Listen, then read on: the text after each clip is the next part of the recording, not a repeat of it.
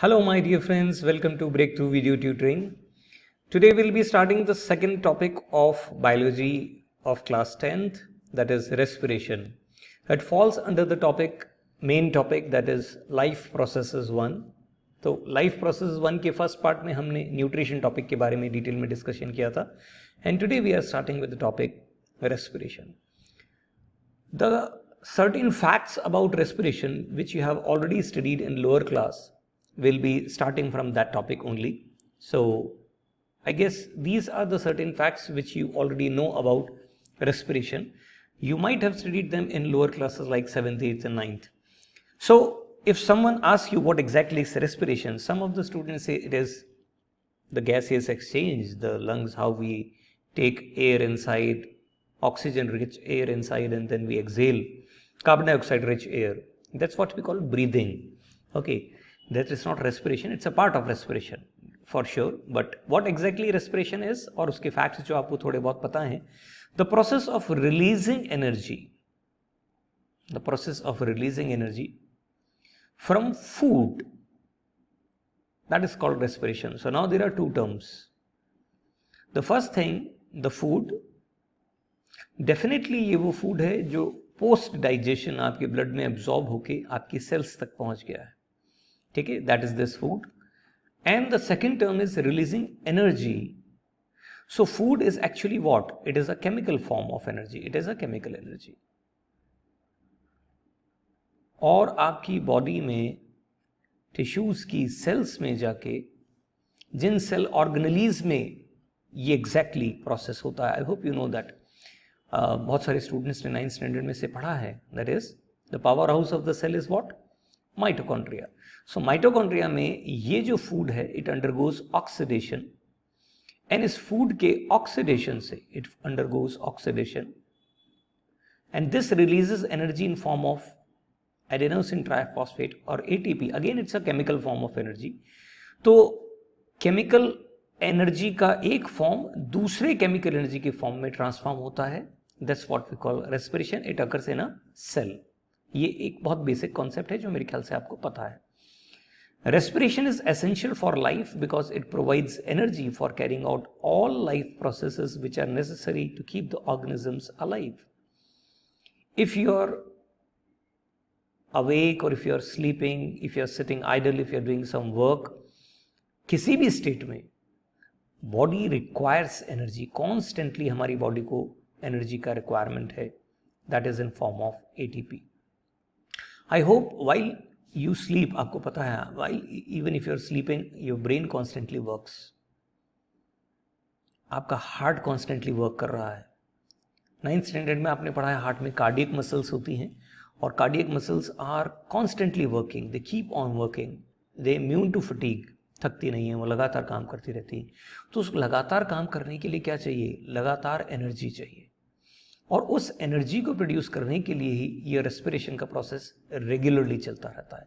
तो respiration is, that's why it's a very very essential process, very very essential, a regular process, life process, so that even if you are awake और if you are sleeping, you are resting और you are doing some work, आपको लगातार energy की supply बिना किसी break के मिलती रहे. अब डेफिनेटली इसके लिए कुछ रेस्पिरेटरी सबस्ट्रेट्स रिक्वायर्ड होंगे. रेस्पिरेटरी सबस्ट्रेट मीन्स जिनसे हमें एनर्जी मिले. नॉट एवरीथिंग यू ईट उन सबसे आपको एनर्जी मिलती, वैसा नहीं है. You eat carbohydrates, you eat proteins, you eat fats, vitamins, minerals, roughage, ये सब चीज़ें हमने पढ़ी हैं, ठीक है. लेकिन इनमें से हर चीज़ से एनर्जी नहीं मिलती. There are only 2 food stuffs that provide you energy, that is carbohydrate and fats. But उसमें भी जो सबसे कॉमन रेस्पिरेटरी सबस्ट्रेट है, that is what? That is glucose. The most common respiratory substrate is glucose. So respiratory substrates are those organic compounds, it means the carbon containing compounds, which are used in respiration to provide energy.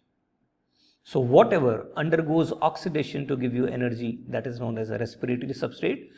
Most common is glucose. Other than that, fats are also there, and fats are much rich source of energy. 1 gram carbohydrate से आपको जो energy मिलती है it's almost 17 kilo joule. ये इसकी calorific value है. लेकिन अगर आप इसकी जगह 1 ग्राम फैट लेते हैं तो 1 ग्राम फैट से आपको ऑलमोस्ट डबल से भी ज़्यादा, that is 37 kilo joule energy मिलती है. One must remember this fact. Okay, so these are certain facts जो मेरे ख्याल से आप सभी स्टूडेंट्स को लोअर क्लासेस में पढ़े हुए पता है. लेकिन अभी हमारा कुछ स्टूडेंट का एक कन्फ्यूजन होता है कि फाइन, हम तो इन दोनों प्रोसेस को कॉमन ही ले रहे थे कि this term that is breathing and respiration, ये दो terms, how they are different. I am sorry, respiration, I have to write it again, that is respiration.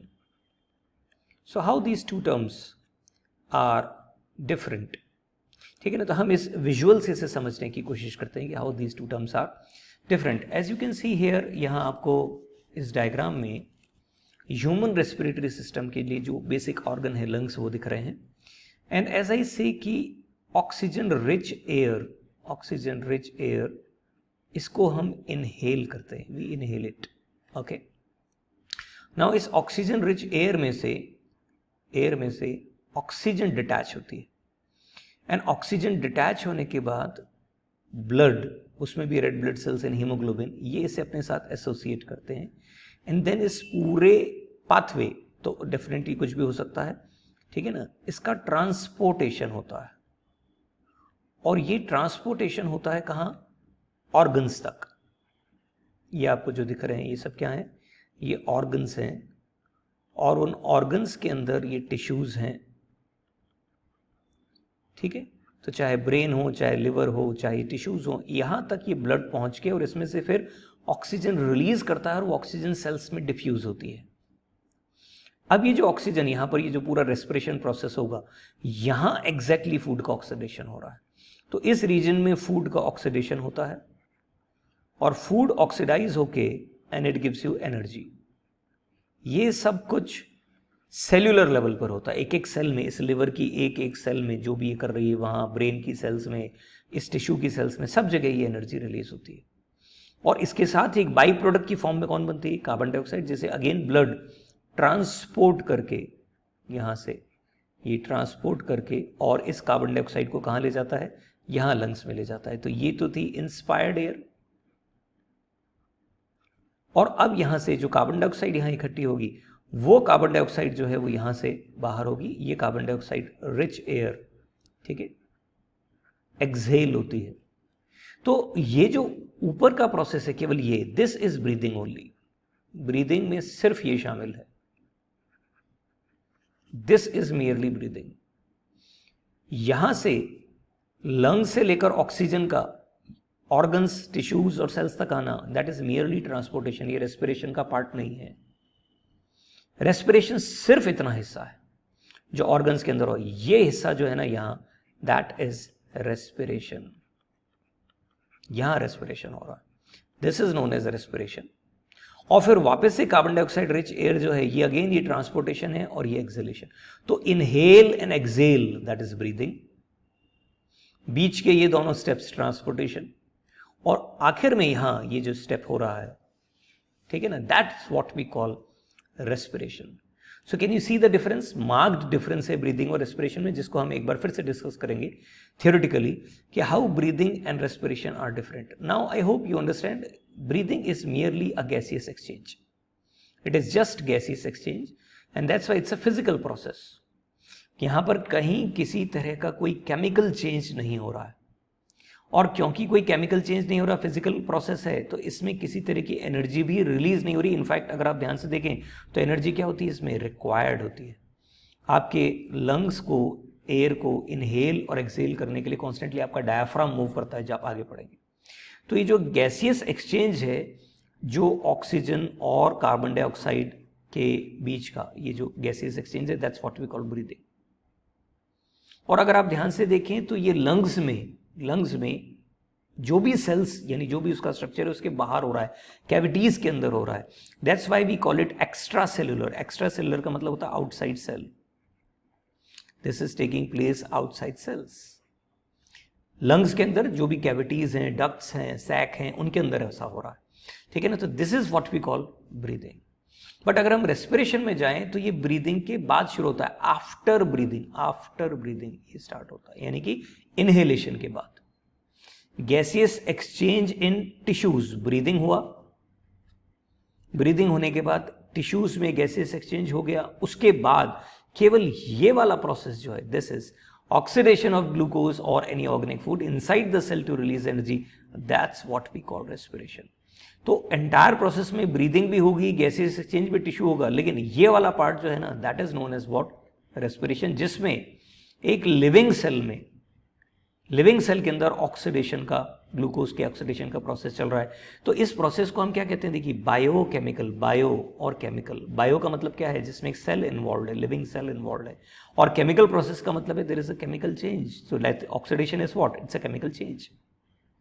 So this is taking place inside a living cell. That's why we call respiration is a biochemical process.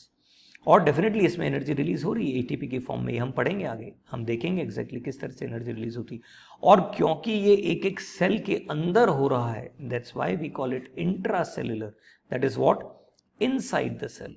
And I hope जो आपने पढ़ा है कि ये cell के अंदर कहाँ होता है, दैट इज माइटोकॉन्ड्रिया और साइटोप्लाज्म, डिपेंड्स कि किस टाइप का रेस्पिरेशन है, हम आगे पढ़ेंगे।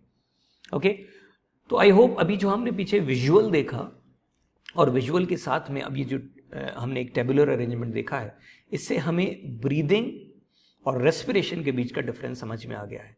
ठीक है, एक नटशेल में क्विक रिवीजन कर लेते हैं। ब्रीदिंग का मतलब सिर्फ और सिर्फ गैसियस एक्सचेंज है, which is taking place inside lungs. अगर ह्यूमन बीइंग के बारे में बात करें, इसमें सेल्स इन्वॉल्व नहीं है, सेल्स के बाहर कैविटीज और डक्ट्स में it's a physical process purely. जबकि हम रेस्पिरेशन की बात करते हैं तो ब्रीदिंग और टिश्यूज के गैसियस एक्सचेंज के पार्ट के बाद जब ऑक्सीजन सेल्स में पहुंच जाती है, देन रेस्पिरेशन बिगिंस। और रेस्पिरेशन में फूड का, दैट्स अ केमिकल सब्सटेंस का oxidation, it's a chemical change, cell के अंदर हो रहा है, that's why we call it's a biochemical process, biochemical change. और इसमें एनर्जी डेफिनेटली रिलीज हो रही है, that is in form of ATP. और ये सेल्स के क्योंकि अंदर हो रहा है, इसलिए हम इसे क्या कहेंगे, intracellular process. Okay, now depending upon the organisms, अभी हम इस प्रोसेस को जब पढ़ेंगे इस चैप्टर में, तो हम इसे पूरे दो पार्ट में डिवाइड करके पढ़ेंगे। पहले हम सिर्फ ब्रीदिंग पढ़ेंगे, ब्रीदिंग और ब्रीदिंग के मैकेनिज्म्स पढ़ेंगे, और फिर रेस्पिरेशन को हम आगे पढ़ेंगे।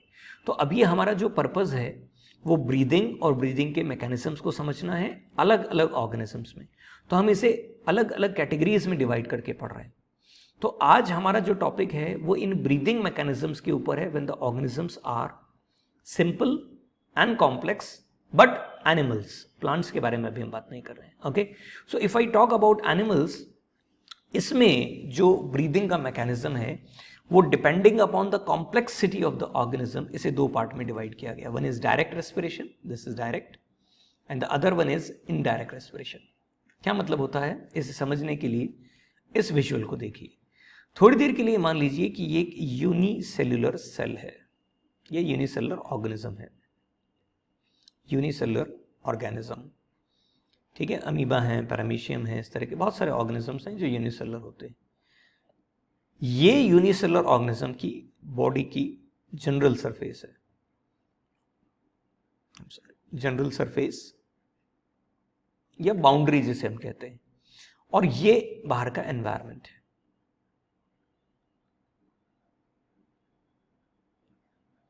इस एनवायरनमेंट से, एयर में से ऑक्सीजन को यहां अंदर लाने के लिए सिर्फ इस general surface, which could be once, खुद ही एक सिंगल सेल्यूलर है, तो मतलब क्या है, सिर्फ ये मेम्ब्रेन है, ओनली प्लाज्मा मेम्ब्रेन। तो इस ऑक्सीजन को इस मेम्ब्रेन को क्रॉस करके अंदर आना है। It is so simple. ये मेम्ब्रेन इतनी थिन है कि सिंपल डिफ्यूजन से ऑक्सीजन डिफ्यूज होके, ऑक्सीजन क्या हो जाएगी, डिफ्यूज हो जाएगी, और डिफ्यूज होके अंदर आ जाएगी। अंदर आके फूड का ऑक्सीडेशन हो गया, यहां CO2 बन जाएगी, और CO2 फर्दर डिफ्यूज होके बाहर निकल जाएगी। तो अगर आप ध्यान से देखें तो क्योंकि मेम्ब्रेन, ये बाउंड्री बहुत सिंपल है, वेरी वेरी सिंपल ऑर्गेनिज्म, तो this doesn't require any sort of any mechanisms और any kind of associations within cells and all, क्योंकि सब कुछ एक सेल के अंदर चल रहा है. सो इसलिए through general surface of body gaseous exchange takes place. So जो गैसियस एक्सचेंज है वो जनरल सरफेस से डायरेक्टली हो जाएगा जस्ट बाय सिंपल डिफ्यूजन. इसमें किसी तरह के मीडियम जैसे ब्लड, ये कैविटीज, डक्ट, क्योंकि है ही नहीं, जरूरत ही नहीं है, तो नो इन्वॉल्वमेंट, ऐसे किसी चीज की इन्वॉल्वमेंट यहां पर नहीं होगी, not at all required.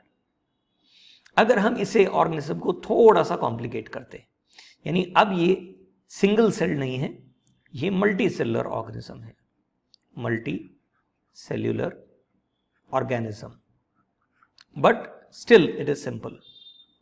Simple है थोड़ा सा, बहुत ज़्यादा कॉम्प्लिकेटेड नहीं है. आप ये देख सकते हैं कि एक रीजन में कुछ सेल्स आ गई हैं. तो इसका क्या मतलब है? अगेन ये जनरल सरफेस है, ये जनरल सरफेस है, और इस जनरल सरफेस के बाहर यहाँ ये एनवायरनमेंट है जहाँ ऑक्सीजन होगी. इस ऑक्सीजन को यहाँ से एक एक सेल में डिस्ट्रीब्यूट करना है, और इस एक एक सेल से और CO2 जो बन रही है उसे बाहर डिस्ट्रीब्यूट करना है. Even though it doesn't require any big mechanism. यहां पर भी अगर ये ऑर्गेनिज्म ज्यादा कॉम्प्लेक्स नहीं है, ठीक है ना, तो ऐसी सिचुएशन में ऑक्सीजन डिफ्यूज होके इसकी बॉडी में एंटर करेगी, और यहीं से डिफ्यूज होके ये इन सेल्स के अंदर पहुंच जाएगी, और इन सेल से आसपास की सेल्स में और चली जाएगी. बट डिपेंडिंग, बहुत सारी सेल्स नहीं होनी चाहिए, टिश्यू फॉर्मेट नहीं होना चाहिए, मतलब एक थिक टिश्यू की लेयर्स ऐसा नहीं होना चाहिए. सिंपल बॉडी डिजाइन है, वेरी सिंपल बॉडी डिजाइन, तब भी ऐसा चल जाएगा. और यहां जो CO2 बनेगी अंदर, वो CO2 भी इसी तरह से बॉडी से बाहर डिफ्यूज हो जाएगी. इट हैपेंस, हो सकता है इजीली, ठीक है. तो when the body organisation is very simple, then direct respiration occurs. Direct respiration का मतलब है जब सिंपल बॉडी ऑर्गेनाइजेशन होता है तब ऐसा पॉसिबल होता है. खास तौर पे यूनिसेलुलर और थोड़ा सा मल्टी सेलुलर मैं कह सकता हूं. लेकिन जैसे ही हम मल्टी सेलुलरिटी से आगे बढ़ के टिश्यू या ऑर्गन सिस्टम में चले जाते हैं, यानी मैं इसे और कॉम्प्लिकेटेड कर देता हूं, somewhat like this. Now these are what, this is entire an organ, this is not an organism, this is an organ. और इस ऑर्गन के अंदर ये सब क्या है? ये टिश्यूज हैं, और टिश्यूज के अंदर आपको दिख रही हैं सेल्स हैं. अब आप सोचिए कि बाहर, बॉडी से बाहर जो ऑक्सीजन होगी, उस ऑक्सीजन को इस पूरे सिस्टम में एंटर करने के लिए ऑर्गन से टिश्यू, टिश्यू से सेल तक पहुंचना होगा. यानी पहले अगर मैं इस वाले केस को देखूं तो उसमें एनवायरनमेंट से ऑक्सीजन को बॉडी के अंदर, ऑर्गन के अंदर, टिश्यू के अंदर, और टिश्यू से होते हुए अल्टीमेटली सेल के अंदर पहुंचाना है. यहां now there are so many boundaries जिनको से क्रॉस करना है. So it's not that easy कि यहां सिंपल डिफ्यूजन से और बॉडी के अंदर ये पहुंच जाएगा. ऐसे सिस्टम में अब आपको एक पूरा सिस्टम डिवाइस करना पड़ेगा बॉडी को, जिसमें एक कैविटीज, डक्ट्स और ब्लड के इन्वॉल्वमेंट के साथ में ऑक्सीजन को इन सब के पास पहुंचाया जाएगा. यहां से ऑक्सीजन को इन सब के पास पहुंचाया जाएगा. कैन यू सी दैट कि किस तरह से एक अरेंजमेंट करना पड़ेगा. तो आपको कैविटीज और डक्ट्स की भी जरूरत पड़ेगी, these are cavities and ducts. आपको ब्लड का भी इन्वॉल्वमेंट करना पड़ेगा, यस यहां लिखा है ब्लड का इन्वॉल्वमेंट भी होगा. और इवन यहां जो कार्बन डाइऑक्साइड बनेगी उसे भी तो कलेक्ट करके बॉडी से बाहर निकालना होगा. सो इसके लिए स्पेशल रेस्पिरेटरी स्ट्रक्चर्स या ऑर्गन्स की जरूरत पड़ती है, and that's why we call it what, indirect respiration. So indirect respiration is in complex body design. Indirect respiration जो होता है वो कहां पर होता है? जब complex body design होता है.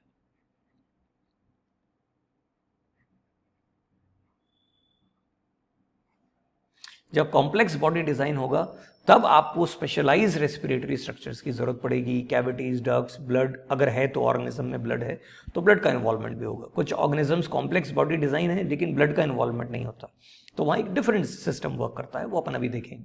तो आई होप आपको डायरेक्ट और इनडायरेक्ट रेस्पिरेशन के बीच का डिफरेंस समझ में आ गया. इस पूरी कहानी में चाहे वो डायरेक्ट रेस्पिरेशन हो चाहे इनडायरेक्ट रेस्पिरेशन हो, आपको एक बात ध्यान रखनी पड़ेगी, और वो ये है कि गैसेस का अल्टीमेट एक्सचेंज, चाहे वो सेल हो, चाहे यहां हो, चाहे टिश्यूज हो, टिश्यूज में भी देखिए ये यहां से और ये ब्लड इस ऑक्सीजन को लेके यहां तक आ गया, लेकिन अल्टीमेटली जो एक्सचेंज है वो तो डिफ्यूजन के लेवल पर ही होगा। तो चाहे सिंपल सेल्ड हो, चाहे यूनिसेलुलर हो, चाहे मल्टीसेलुलर हो, चाहे टिश्यू हो, चाहे ऑर्गन हो, अल्टीमेट लेवल पे जो गैसेस का एक्सचेंज है वो डिफ्यूजन के बिहाफ पर ही होता है। तो चाहे कैसा भी ऑर्गेनिज्म हो, कुछ बहुत बेसिक अडेप्टेशन उन ऑर्गेनिजम्स में होनी चाहिए जिससे कि वो गैसेस के एक्सचेंज को कर पाए। ठीक है, वो बेसिक अडेप्टेशन क्या है वो मैं आपके साथ में डिस्कस कर रहा हूं, खास तौर पे इनडायरेक्ट रेस्पिरेशन के लिए। So for indirect respiration exchange of gases in animals, हम ये देख रहे हैं animals have special organs for exchange of gases. इसमें एक पूरा सिस्टम डेवलप हो जाता है एक्सचेंज ऑफ गैसेस के लिए। द बेसिक अडेप्टेशंस, जो बहुत बेसिक अडेप्टेशंस जो इसमें वर्क करेंगी फॉर इनडायरेक्ट रेस्पिरेशन, वो तीन हैं। This is the first one, A, which says they should have, जहां पर गैसेस का एक्सचेंज हो रहा है, लार्ज सरफेस एरिया, बहुत बड़ा सरफेस एरिया होना चाहिए गैसेस के एक्सचेंज का। बहुत बड़ा सरफेस एरिया गैसेस के एक्सचेंज का इसलिए होना चाहिए कि एयर में से ऑक्सीजन को फास्टर रेट पे सेपरेट किया जा सके, क्योंकि जब ऑर्गेनिज्म कॉम्प्लेक्स है और उसमें millions, trillions, zillions of cells हैं और हर एक सेल को ऑक्सीजन चाहिए, तो कोई ना कोई रीजन ऐसा होना चाहिए जहां पर फटाफट गैसेस का एक्सचेंज हो सके। अब छोटे बॉडी, मतलब ऑब्वियसली जब आपको बहुत सारा ऑक्सीजन को एक्सचेंज करना है, गैसेस को एक्सचेंज करना है, तो और आपको एक बहुत बड़ा रीजन चाहिए, तो बहुत बड़ा रीजन जो चाहिए, तो बहुत बड़ा रीजन आप उसके छोटे बॉडी स्ट्रक्चर में कैसे फिट करेंगे। अब एक ह्यूमन बीइंग है, अब ह्यूमन बीइंग में हम जिलियंस ऑफ सेल्स लेके बैठे और इन जिलियंस ऑफ सेल्स के अंदर जो हैं हम कैसे एक एक सेकेंड में लगातार वर्किंग के लिए ऑक्सीजन को अगर पहुंचाएंगे, तो आप सोच के देखिए कितना ऑक्सीजन का हमारा रिक्वायरमेंट है। डू यू रिमेंबर, हम मतलब कुछ आइडिया है आपको, आप एक दिन में करीब 15,000 लीटर एयर ब्रीथ करते हैं, 15,000 लीटर एयर। तो 15,000 लीटर एयर को अगर हमें ब्रीथ करना है, तो आप सोच के देखिए 15,000 लीटर एयर अगर हम ब्रीथ कर रहे हैं, ऑलमोस्ट एक एवरेज ह्यूमन बीइंग, तो 15,000 लीटर एयर का मतलब है जो आपके घर पे सिंटेक्स के टैंक रखे रहते हैं ना पानी के, 1,000 लीटर के होते हैं वो करीब, वैसे 15 टैंक भर के एयर आपको एक दिन में ब्रीथ करनी है, और उसमें से ऑक्सीजन और कार्बन डाइऑक्साइड गैसेस के एक्सचेंजेस होंगे। तो इतनी सारी एयर में से ऑक्सीजन को एक्सचेंज करने के लिए आपकी बॉडी में बहुत बड़ा सरफेस एरिया होना चाहिए, लेकिन बॉडी तो बहुत छोटी है, ऐसा है नहीं हम तो 5-6 फुट 7 फुट के अंदर आ गए सब, छोटे बच्चे हैं उनकी हाइट भी तो ऐसा कम होगी, मतलब तो ऐसी सिचुएशन में कोई ना कोई सिस्टम ऐसा होना चाहिए कि वो लार्ज सरफेस एरिया छोटी जगह में आ जाए। तो सेकंड अडेप्टेशन देखिए इससे जुड़ी हुई है। सेकंड अडेप्टेशन क्या है, वो सेकंड अडेप्टेशन है कि अगर आपको बहुत लार्ज सरफेस एरिया को छोटी जगह में रखना है, तो आपको उसे क्या करना पड़ेगा, बहुत थिन और परमेबल करना पड़ेगा। वो थिन और परमेबल रीजन जो है that would be most appropriate for diffusion of gases।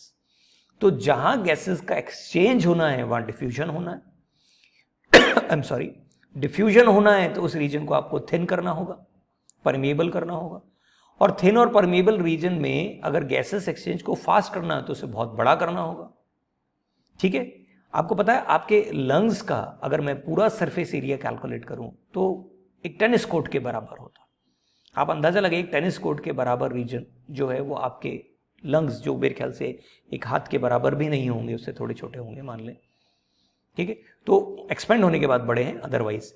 तो इतना बड़ा रीजन जो है उसमें जो है उसको कितना आपको थिन परमेबल बनाना पड़ेगा, और इस थिन और परमेबल रीजन में ऑक्सीजन या एयर जो है वो रेगुलरली पहुंचे, उसके लिए एक छोटी से छोटी जगह पर वो एयर पहुंचे, इसके लिए आपको क्या चाहिए, तीसरा अडेप्टेशन इसी से जुड़ा हुआ है, abundant blood supply, very very rich blood supply.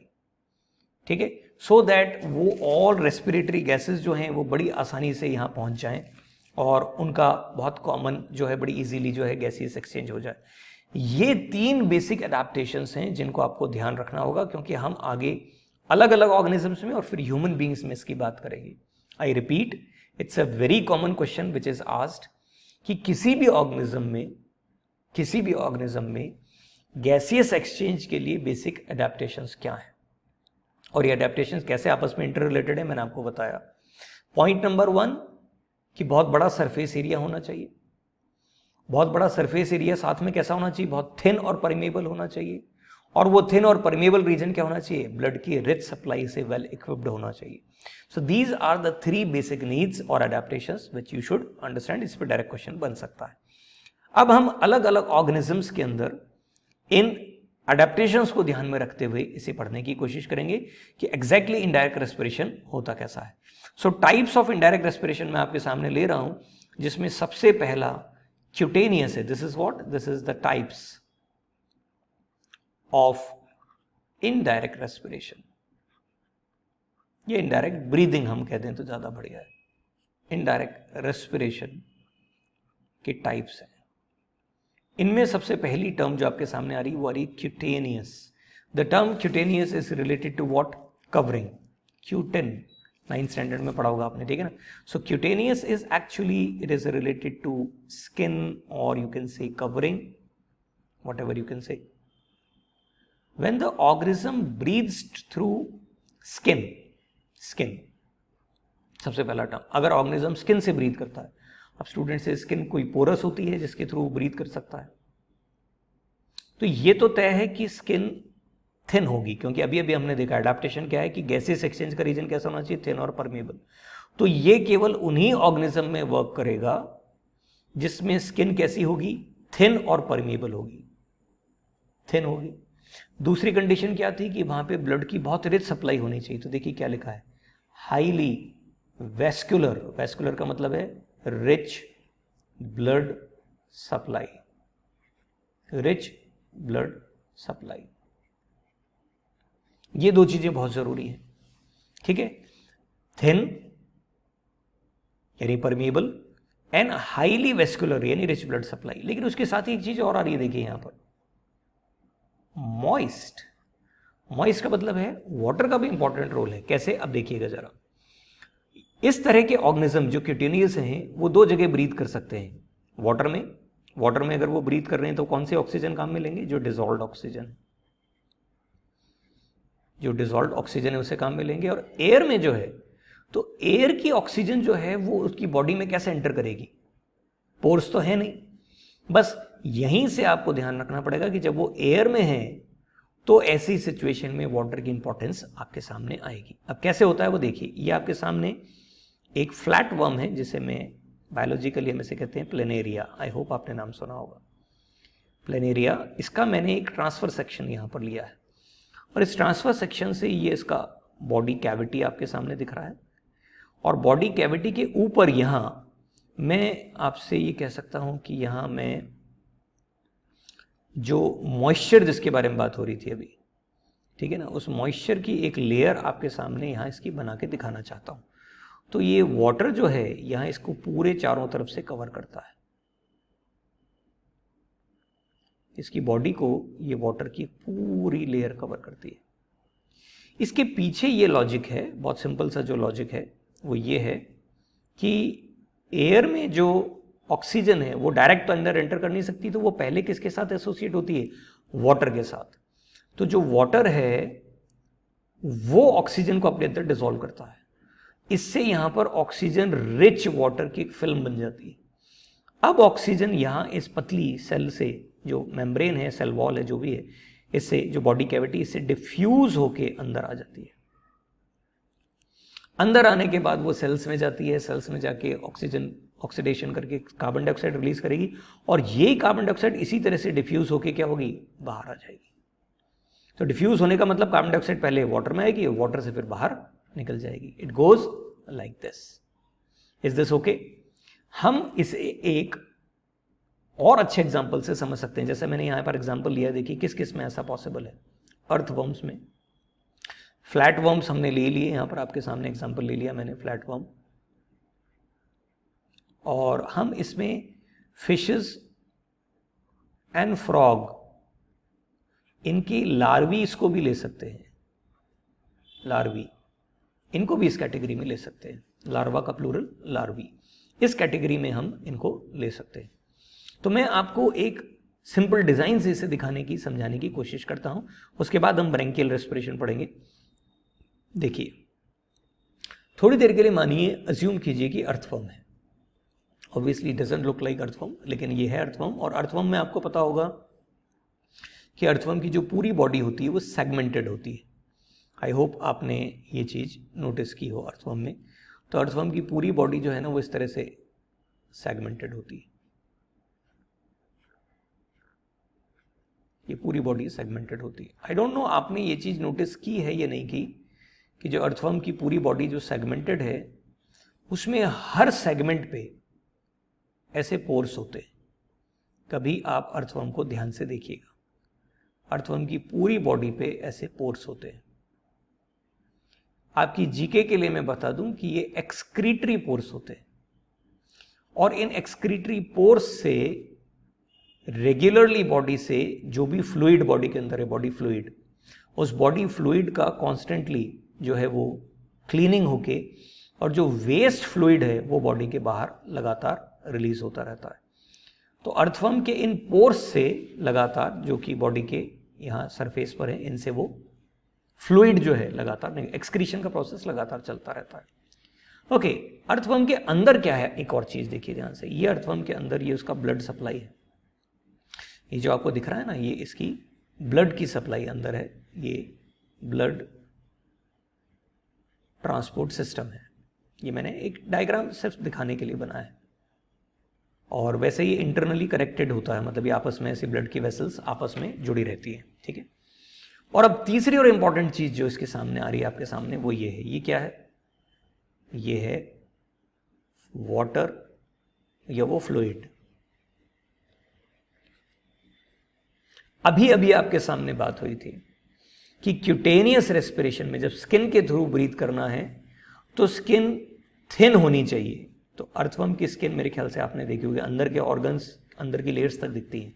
ये जो बॉडी की, ये जो ब्लड की वेसल होती है, ये तक दिखती है। तो थिन और परमिएबल, दिस इज परमिएबल, यही शर्त थी। दूसरी शर्त क्या थी? ब्लड की रिच सप्लाई होनी चाहिए। तो देखिए, पूरी ब्लड की रिच सप्लाई यहां पर आपको दिख रही है क्लियरली। और तीसरी शर्त क्या थी कि इसे अपनी बॉडी को क्या रखना पड़ेगा? मॉइस्ट। तो देखिए, आप बॉडी का वेस्ट, बॉडी को मॉइस्ट रखने के लिए काम में आ रहा है। तो ये जो मैंने आपको बताए थे ना, ये नेफ्रीडियोपोर्स कहलाते हैं। ये क्या कहलाते हैं? नेफ्रीडियोपोर्स, ठीक है ना, एक्सक्रीटरी स्ट्रक्चर्स हैं। और ये पोर्स से ये जो फ्लूइड निकल रहा है, ये बॉडी को क्या रखता है? ये मॉइस्चर है जो इसके चारों तरफ जनरेट होता है। अब ये एयर में से ऑक्सीजन जो है ये इस मॉइस्चर में डिसॉल्व होती है, और यहां से फिर ये डिफ्यूज होकर ब्लड में चली जाती है। ब्लड पूरी बॉडी में से सर्कुलेट करता है। इसी तरह से जो अंदर CO2 बनी है, जो कार्बन डाइऑक्साइड अंदर बनी है, वो ब्लड से वाटर में डिफ्यूज होती है, और वाटर से फिर ये बाहर निकल जाती है। This is what we call cutaneous respiration. कुछ ऐसा। ये है वो अर्थवर्म, और ये अर्थवर्म के अंदर देखिए, ये ब्लड की वेसल्स जो मैंने आपको बताई आपस में इंटरकनेक्टेड, ये अंदर तो एलिमेंट्री कैनाल वगैरह हैं, ठीक है ना। और ये देखिए वो पोर्स जिनके बारे में बात हो रही थी, ये वो पोर्स है जिनके बारे में बात हो रही थी। तो वो यहां पर भी होंगे ऑब्वियसली, ये तो मैंने इसको कट करके आपको बताया। तो यहां से ऑक्सीजन, ये इसके पूरे बॉडी के ऊपर क्या है? वाटर की एक लेयर बनी होती है। ये ऑक्सीजन इस लेयर में, यहां से इसमें, फिर पूरी बॉडी में सर्कुलेट हो गई, और इसी तरह से वो बॉडी से बाहर भी कार्बन डाइऑक्साइड रिलीज हो जाएगी। कैन यू सी दैट कि ब्लड जो है कहाँ कहाँ जा रहा है? देखो, यहाँ फैल गया तो यहाँ पर भी ऑक्सीजन पहुँच जाएगी, एलिमेंट्री कैनाल में, दूसरे टिश्यूज में, सब जगह पहुँच जाएगी। तो आई होप आपको अब क्यूटेनियस रेस्पिरेशन अच्छे से समझ में आ गया होगा, ठीक है। तो क्यूटेनियस रेस्पिरेशन अगर आपको अच्छे से समझ में आ गया तो हम ब्रैंकियल रेस्पिरेशन पे चलते हैं और ब्रैंकियल रेस्पिरेशन को समझने की कोशिश करते हैं। ब्रैंकियल रेस्पिरेशन के लिए, जैसा नेम सजेस्ट कर रहा है, ब्रैंकियल रेस्पिरेशन गिल्स के थ्रू, ये एयर ट्यूब्स के थ्रू होता है। आई डोंट नो आपने गिल्स फिशेस में प्रॉपर्ली कभी देखे हैं या नहीं देखे, लेकिन एक्चुअली ये हैं गिल्स जो इस डायग्राम में आपको दिख रहे हैं। ऐसे गले में यहाँ कट्स होते हैं, ठीक है ना, स्किन के फोल्ड्स होते हैं जो ब्लड से रिचली सप्लाइड है। Can you see that? इस डायग्राम को देखिए, इसी को मैग्नीफाई करके दिखाया गया है। तो ये वो गिल्स हैं और इसमें ब्लड की रिच सप्लाई देखिए, ब्लड वेसल हैं और ये ब्लड की रिच सप्लाई इनके अंदर दिखा रखी है। जब फिश को ब्रीद करना होता है तो फिश माउथ से यहां से वाटर को एनगल्फ करती है और वो बॉडी कैविटी में, ठीक है ना, मतलब जो फूड की कैविटी उसमें एंटर होने की बजाय वो पानी यहां से गिल से होता हुआ और बाहर निकल जाता है। वाटर यहां से एंटर होके और गिल से, यानी कि आप सोचिए कि फिश ने, ठीक है ना, ये पानी यहां से लिया और यहां गले से बाहर निकल गया। यहां ये ऊपर एक कवर होता है, ओपरकुलम जिसे अपन कहते हैं, ठीक है ना, आपने देखा होगा फिशेस में इस गिल्स को कवर करने के लिए यहां पर एक कवर होता है, that's what we call operculum. तो यहां ये कवर होता है, इस जगह पर इस तरह से कवर होता है। अभी मैं आपको दिखा दूंगा। ये जब फिश ब्रीथ कर रही होती है तो पहले तो ओपरकुलम बंद रहता है, मुंह खुला ओपरकुलम बंद, फिर पानी अंदर गया ओपरकुलम खुल जाएगा और वो पानी यहां से गले में से बाहर निकलता है, ठीक है। इस वाटर में से ही जब वो वाटर यहां से निकल रहा होता है तभी ऑक्सीजन और कार्बन डाइऑक्साइड का डिफ्यूजन होता है। मैं आपको दिखाऊंगा ये किस तरह से होता है, ठीक है ना। लेकिन इसके लिए पानी में रहना जरूरी है। फिशेस हैं, मोलस्क हैं, इवन फ्रॉग के जो टेडपोल हैं उनके अंदर भी जो ब्रीदिंग है वो कुछ इस तरह से होती है, गैसेस एक्सचेंज इस तरह से होता है। तो मैं पहले आपको ये दिखाता हूं, ठीक है ना। ये सब तो हमने देख लिया था। अब हम फिशेस के बारे में बात करते हैं, देखते हैं। जैसा मैंने आपसे कहा था, यहां फिशेस का ये गिल्स वाला रीजन है, लेटर व्यू हम देख रहे हैं, और ये ओपरकुलम जो है इसे कवर करके रखता है, तो हमने इसके अंदर से इसे देखा है। ये फिश यहां से वाटर को ब्रीथ करेगी मतलब इनगल्फ करेगी, और ये वाटर इनगल्फ होकर यहां से बाहर निकलेगा सीधे से। इससे आपको समझ में आएगा, ये वाटर यहां से एंटर हुआ है और इन गिल स्लिट से होता हुआ, ठीक है ना, यहां से गिल स्लिट से होता हुआ यहां से पानी बाहर निकल जाएगा दोनों साइड से। अब ये जो गिल्स हैं यहां, ये गिल्स बहुत ब्लड की रिच सप्लाई होती है, इनको मैं रेड कर रहा हूं, ये पूरे ब्लड के रिच सप्लाइड होते हैं। तो जब वाटर यहां से फ्लो होके जा रहा है, अब आप सोच के देखिए, मैं गिल्स को यहां वापस आपके सामने डिजाइन करता हूं। ये मान लीजिए गिल्स हैं, ठीक है ना, ये फिशेस के गिल्स हैं इस तरह से, और वाटर जब इसमें से होके गुजरता है,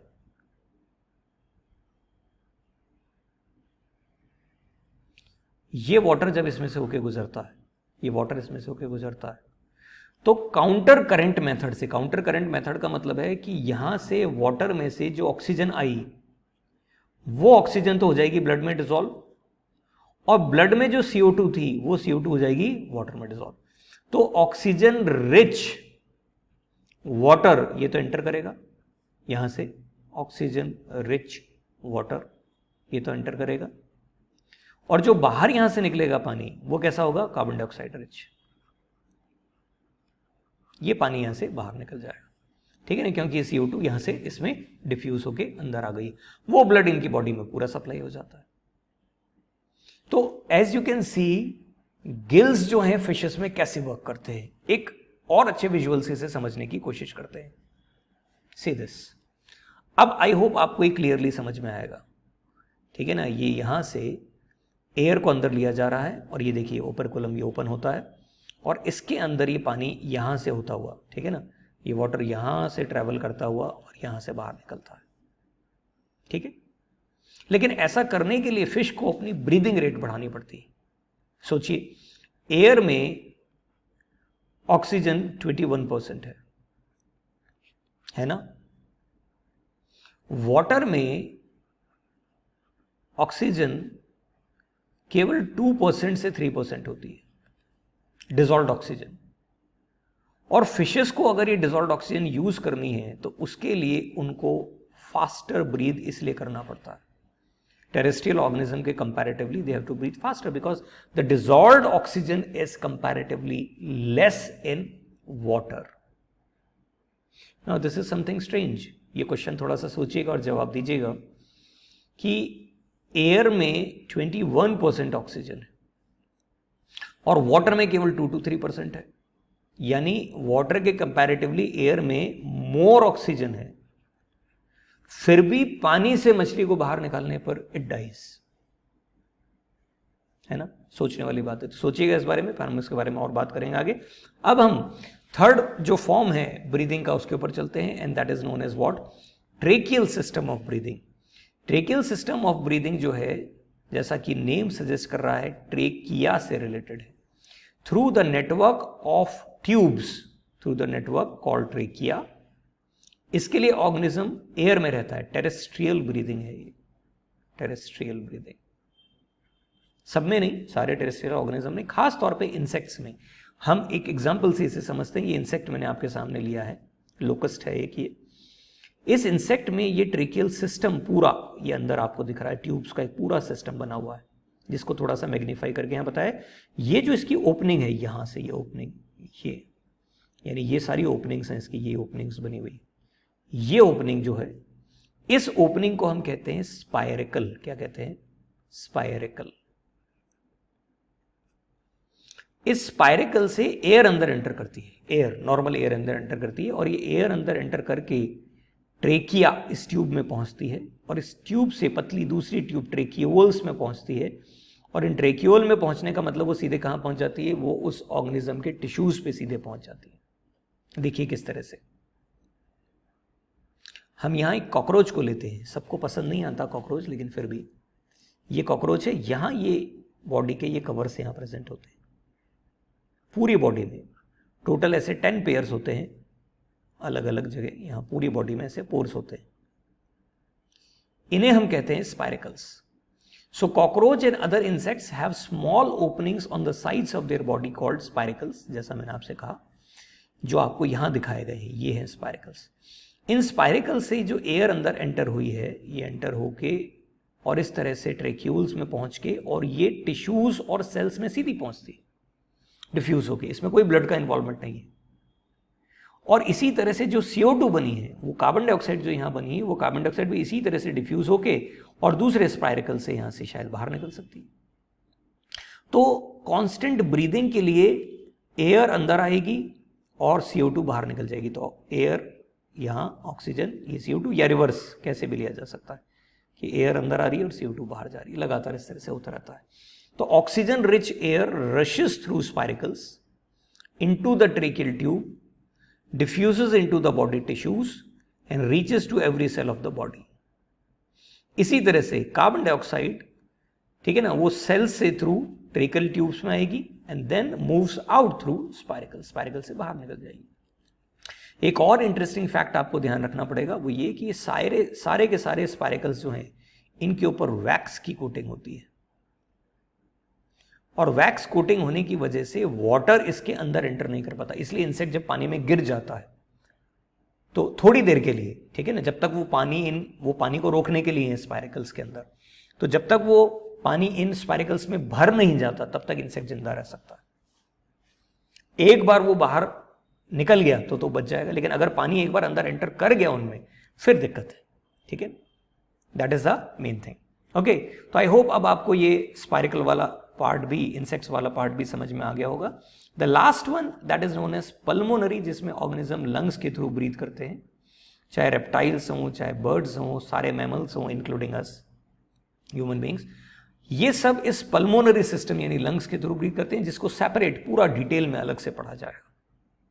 लेकिन कुछ और केसेस में फ्रॉग्स भी इस कैटेगरी में आते हैं ना। फ्रॉग जो है वो 3 बार आ गया, वो क्यूटेनियस में भी था, ठीक है, वो ब्रैंकियल यानी गिल्स में भी था, और यहां लंग्स में भी आ रहा है। तो मेरे ख्याल से हमें फ्रॉग्स के केस को स्पेशली पढ़ लेना चाहिए। ये है फ्रॉग का केस। एक इंटरेस्टिंग फैक्ट देखिए, ये फ्रॉग का टेडपोल है और ये उन गिल स्लिट से ब्रीथ कर सकता है, ठीक है ना, ये टेडपोल है फ्रॉग का। ठीक इसी तरह से फ्रॉग जब एयर में है तो अपनी मॉइस्ट स्किन से, ये इसकी मॉइस्ट स्किन है, पानी अभी भी जरूरी है, मॉइस्ट स्किन के थ्रू, जिसके नीचे ब्लड की रिच सप्लाई है, जो वही देखिए फैक्ट सारे वही आ रहे हैं, रिच सप्लाई ऑफ ब्लड, इनके थ्रू जो है वो गैसेस का एक्सचेंज कर सकता है। और उससे भी बड़ी बात है कि यहां फ्रॉग के अंदर लंग्स भी हैं, can you see that, pulmonary breathing भी कर रहा है। और ये देखिए, ये फ्रॉग की बकल कैविटी और फैरिंग्स वाला रीजन जो है, इसको वो यूज करके बकोफेरेंजियल रेस्पिरेशन भी करता है, जिसमें वो अपनी बकल कैविटी को ऐसे फुलाता है और फिर इसमें से गैसेस का एक्सचेंज पॉसिबल हो सकता है। ठीक है, so these are the different modes that a frog follows for its breathing. तो आई होप आज के इस लेसन में आपको ब्रीदिंग के वेरियस पैटर्न्स और ऑर्गेनिजम्स से रिलेटेड वेरियस फैक्ट्स समझ में आए होंगे. By the end of today's lecture, I hope now you know how breathing is different from respiration, how direct and indirect respirations are different, and how indirect respiration has various parts like cutaneous, bronchial, tracheal and pulmonary, जिसमें अब हम pulmonary को detail में आगे के lessons में पढ़ेंगे. So इसे अच्छे से रिवाइज करें, इससे रिलेटेड डायग्राम्स, क्वेश्चंस, कॉन्सेप्ट्स को अच्छे से रिहर्स करें, and we'll be meeting in the next lesson. Till then, see you. Keep enjoying our lectures. Bye bye for now. Okay.